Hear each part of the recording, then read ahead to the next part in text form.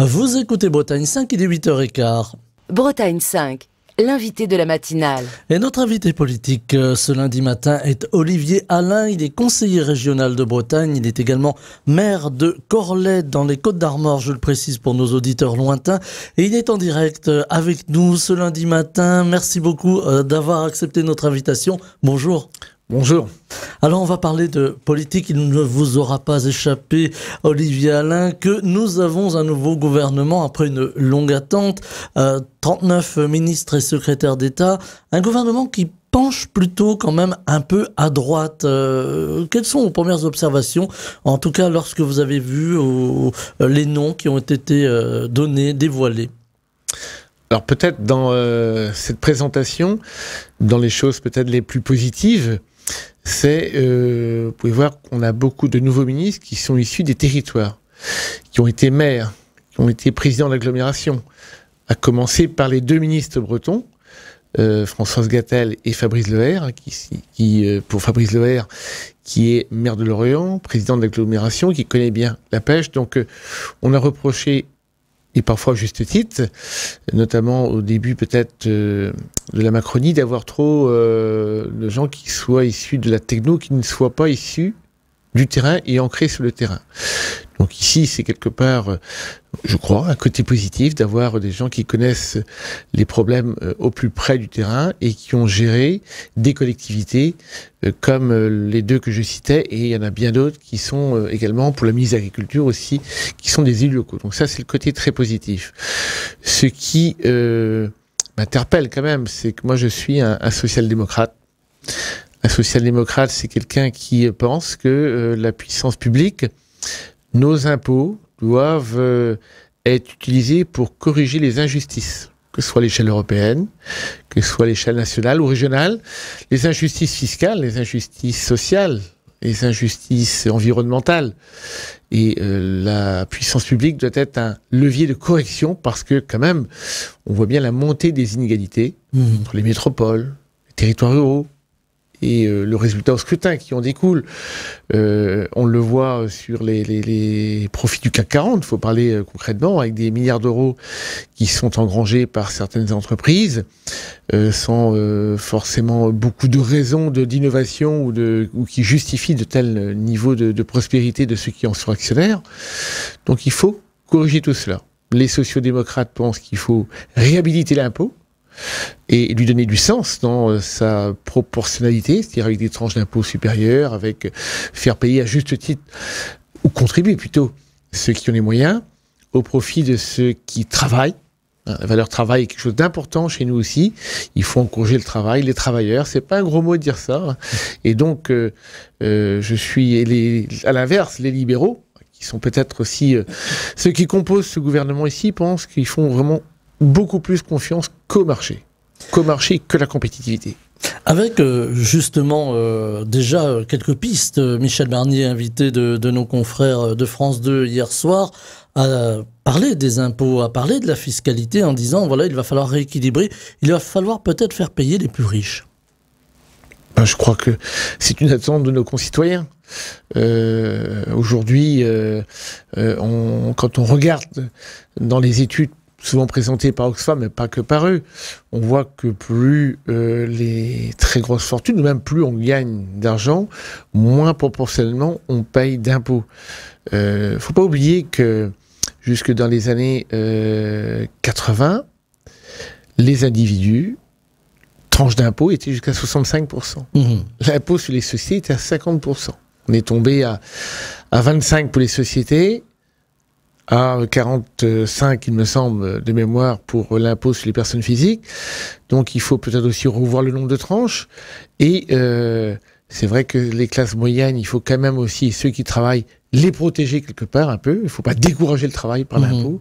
Donc il y a besoin d'une revisite de la fiscalité. Moi j'en suis convaincu et un partisan. Alors, il y a des mesures qui commencent à être annoncées par Michel Barnier. Des garanties aussi. On a entendu Gabriel Attal demander à ce qu'on ne touche pas à la GPA ou au mariage pour tous, par exemple. Est-ce que là aussi, il fallait donner ces garanties-là pour un gouvernement où quelques personnalités sont quand même très conservatrices? On regarde notamment du ministre de l'Intérieur, qu'on pourrait qualifier peut-être un peu de réac ou très très conservateur, il était important que le Premier ministre le dise hier soir, que tous ces sujets sociétaux ne seront pas remis en cause. C'est un bon départ pour un gouvernement dont on dit qu'il pourrait être éphémère. Il y a toujours le risque de motion de censure brandi par l'Union de la gauche d'un côté et brandi aussi par le Rassemblement national qui est un peu faiseur de roi dans cette affaire.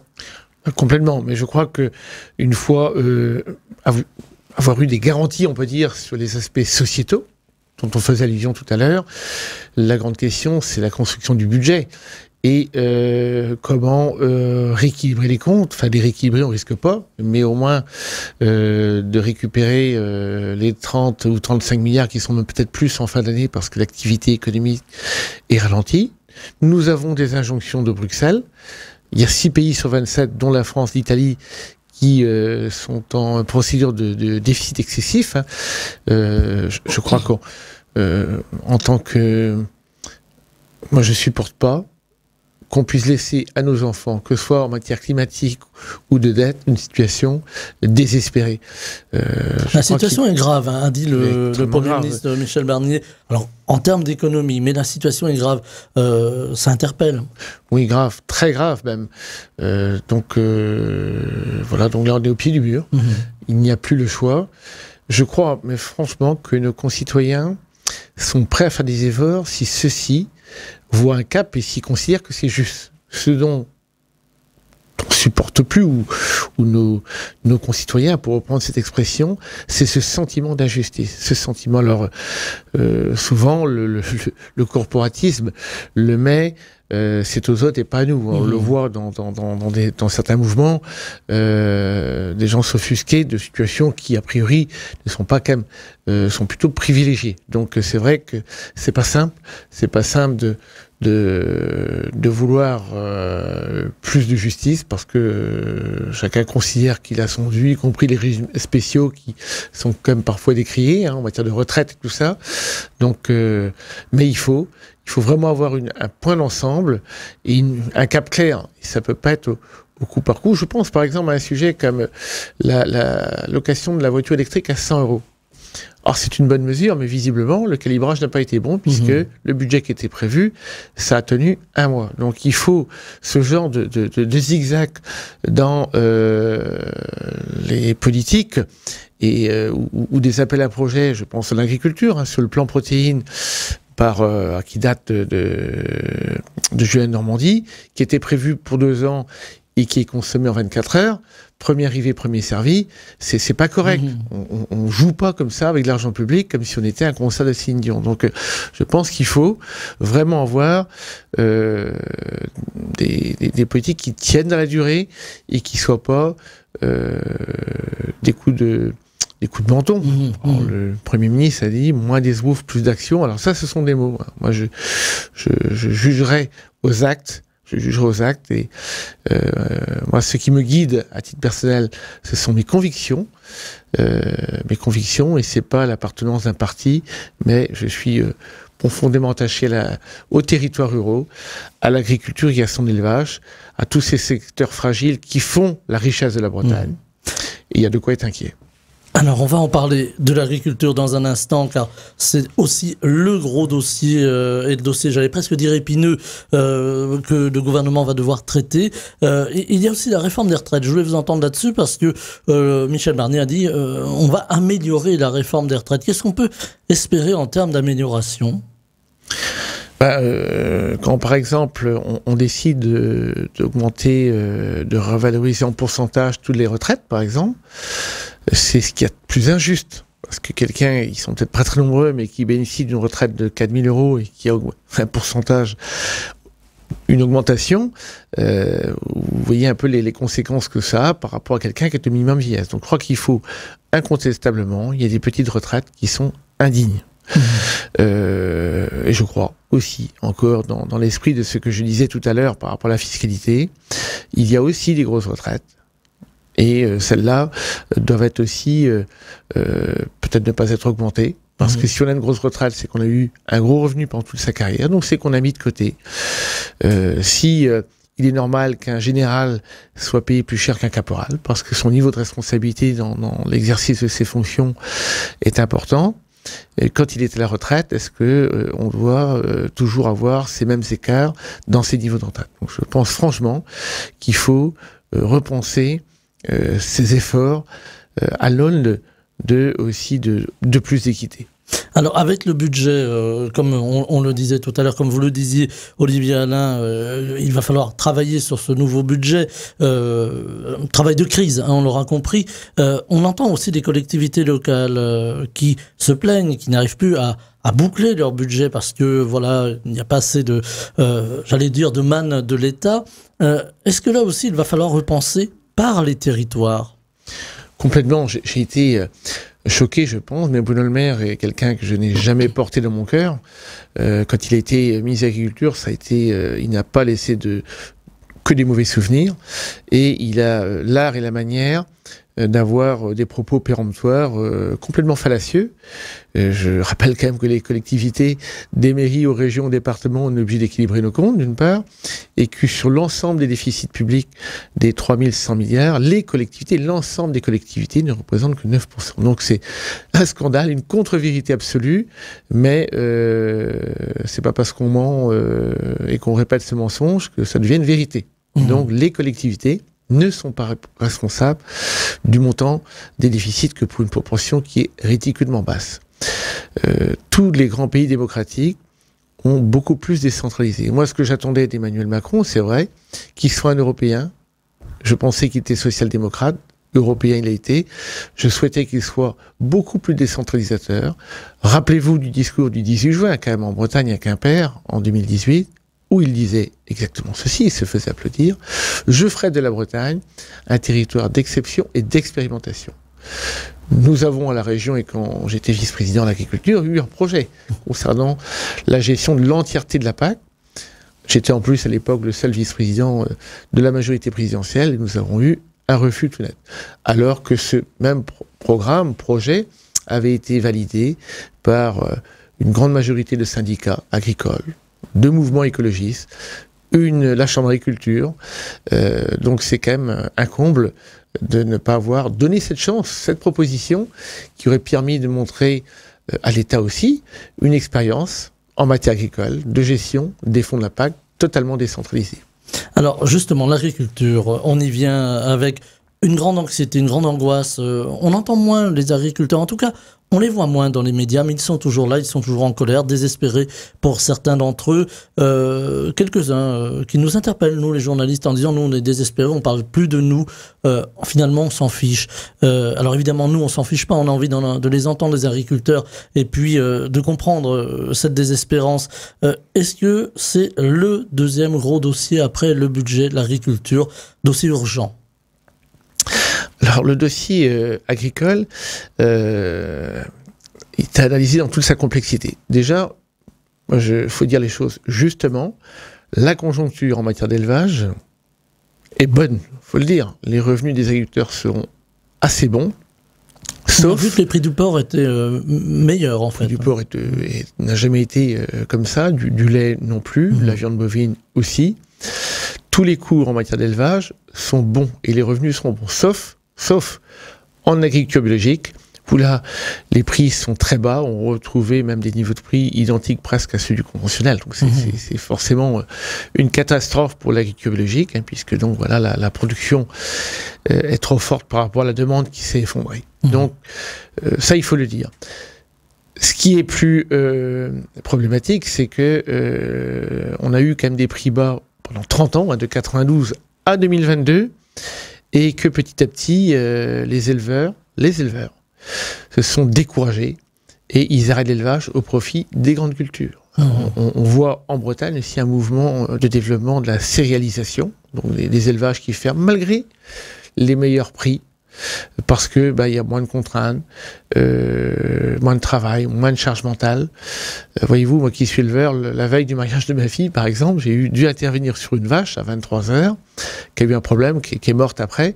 Donc c'est au quotidien au quotidien. Donc ça pèse aussi. Et si on n'encourage pas, si on ne donne pas plus de perspectives, c'est vrai que là, la conjoncture est bonne, on peut reconnaître. Les éléments de politique agricole, de soutien public, par contre, ne favorisent pas l'élevage. Donc il faut qu'il y ait, pour donner envie de faire de l'élevage, de la vache laitière, de la vache allaitante, des prairies, il faut des politiques publiques très incitatrices et très claires.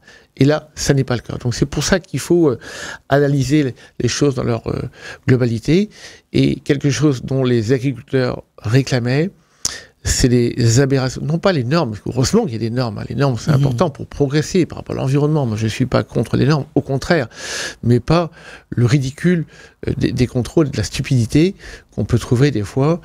Je dois vous dire, par exemple, moi qui ai la poule pondeuse bio, il ne faut pas qu'elle soit, j'en ai 12 000, il faut diviser le lot en 4, il ne faut pas qu'il y ait plus de 3 000, il y a de la complexité technique qui nous génère de la décompétitivité, qui n'améliore en rien le bien-être des poules, en rien le bien-être environnemental, la qualité de produits, qui sont de la norme stupide, la norme pour de la norme, concoctée par des gens qui ne sont pas au contact et qui viennent voir n'importe quel élevage comment cette norme-là complexifie les choses pour empêcher que les poules pondent tout simplement par terre. C'est un exemple que je connais parfaitement, mais il y en a des quantités comme ça, et c'est ça qui agace le monde agricole, les normes qui sont stupides. Les normes qui sont stupides. Là encore, le terrain, les normes qui sont pondues, si vous me permettez presque jeu de mots, puisqu'on parlait des poules, par des gens qui ne sont pas sur le terrain.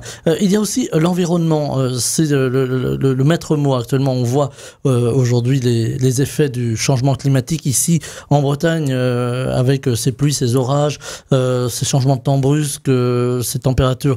Là aussi, il y a un impact sur la nature, sur également les agriculteurs qui ont des céréales, qui n'ont pas forcément toujours les bons rendements. Et puis, il y a plus largement l'environnement. On parle encore des algues vertes, toujours et encore. Là aussi, essayer de réconcilier l'environnement et l'agriculture. Il y a une évolution du modèle à avoir aujourd'hui. Complètement. Là, pour le coup, environnement, protéger plus l'environnement, et va dans le même sens que la compétitivité et le revenu. Donc ça, c'est un vrai challenge.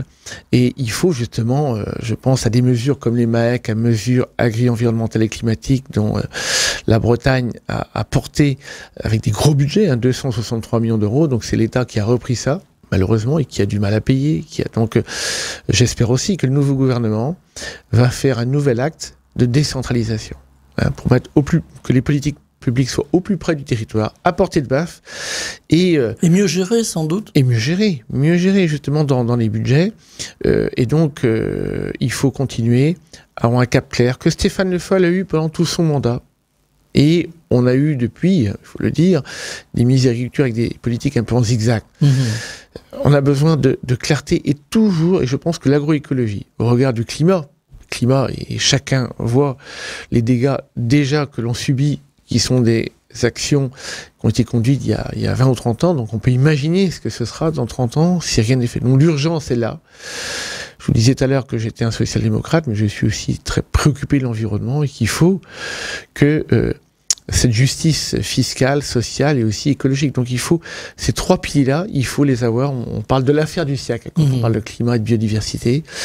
On a tous des enfants, des petits-enfants, et on veut pas leur laisser une planète dans un état qui est catastrophique, et on peut pas considérer que c'est que les Chinois, que c'est que les autres. D'autres pays avancent plus que nous, et on doit vraiment ne pas mettre ça, et j'espère que le nouveau gouvernement, toutes les mesures les plus emblématiques sur l'écologie. En tant que maire de Corlay, on a bénéficié du fonds vert parce qu'on avait un projet remarquable, selon le ministre. On a bénéficié d'1 million d'euros pour des pistes cyclables, pour mettre 127 arbres, pour faire de la renaturation. Ce sont des choses très concrètes qui permettent justement, chacun à son niveau, de faire, si possible, plus que sa part pour justement regagner et limiter la casse en matière de changement climatique. Alors on va revenir un peu à la politique régionale cette fois-ci. Vous avez décidé, Olivier Allain, de rejoindre la majorité régionale auprès de Loïc Chenet-Girard, le président de la région Bretagne. Alors je vais vous poser la question un peu crûment. Est-ce que c'est un retournement de veste ou est-ce que c'est un retour finalement à vos convictions d'origine, à la social-démocratie ? Alors, en 2021, les méandres qu'il y a pu avoir et la division il y a pu avoir de la majorité entre les macronistes à l'époque et Loïc ont eu lieu à titre personnel et les trois collègues, ou les deux collègues qui ont rejoint Loïc, il n'y a jamais eu, en fait, je ne sais pas si on peut dire rejoindre, parce que est-ce qu'on s'est vraiment quitté? Un retour finalement? On s'est toujours abstenu sur le budget. On a quasiment voté tous les textes, toutes les propositions. Et donc, être une minorité constructive, c'est bien. Être une majorité, être dans la majorité, c'est encore mieux. Mmh. Et c'est ce choix qu'on a fait, qui aurait pu avoir lieu avant, après les sénatoriales. Ici, on a voulu laisser passer les élections européennes. Nous étions entendus par cette majorité de Loïc aussi. L'accueil était bon. Il n'y a pas eu de claquement de porte avec nos autres collègues, mais nous voyons bien aussi que ce clivage, en même temps, a un peu de mal, et que ce clivage, que ce soit au niveau de l'État-nation, que ce soit dans les régions, ce clivage gauche-droite se refait quand même, un peu. Et dans d'autres régions, en même temps, ces listes finiront aussi par faire un peu la même démarche que nous avons fait, nous en Bretagne, puisque dans les 9 membres que nous étions même 5 sociodémocrates. Je pense qu'on sera rejoint par d'autres conseils régionaux de nous, la Bretagne. En tous les cas, on le fait dans un esprit, non pas de quémander des places, on l'a fait, on va dire, gratuitement, si l'on peut dire, parce que c'est l'intérêt de la Bretagne qui compte, et que l'intérêt de la Bretagne, et que cette défense qui nous a porté notre singularité, la défense des territoires ruraux, nous sommes 3 élus des territoires ruraux, qui va bien à Loïc Chenet-Girard aussi, il a très confiance en nous, et donc voilà, ça s'est fait, je veux dire presque, quand j'ai vu les gens au SPACE, personne n'a été surpris. On me dit, il était temps que vous le fassiez. Le SPACE, c'est le salon de l'agriculture et de l'élevage à Rennes, qui s'est tenu la semaine dernière. Je le précise pour nos auditeurs. On a besoin de régions fortes politiquement. Alors on va rester chez nous en Bretagne, on va faire un peu de chauvinisme ce matin, mais de régions fortes politiquement pour pouvoir préparer l'avenir. Complètement. Et ce que j'espère, et il y a des fortes demandes qui ont été portées, alors pour le coup pas mal aussi par la droite, de redonner plus de moyens aux régions. J'espère que la gauche aussi, peut-être que la Macronie a eu aussi ce défaut, recentraliser. Quand on parle de Jupiter, c'est pas qu'une image. Donc moi j'attends vraiment des grandes lois de décentralisation supplémentaires, une vague supplémentaire, parce que généralement, je dis pas que c'est pas parce que l'argent public est géré en local qu'il est toujours bien géré. Moi aussi, j'ai des exemples qui des fois, mais globalement, quand on est à portée de baffe, pour prendre cette expression qui en dit long, c'est quand même plutôt mieux géré. Et donc, je crois qu'il faut qu'on aille vers plus de transferts, de compétences et de budgets qui vont avec. Alors, avec aussi la menace du Rassemblement national, on le voit au niveau des élections, on l'a vu aux européennes, on l'a vu aux législatives, il y aura aussi des élections à l'échelle locale en 2026, on aura les élections municipales, donc vraiment les élections du terrain.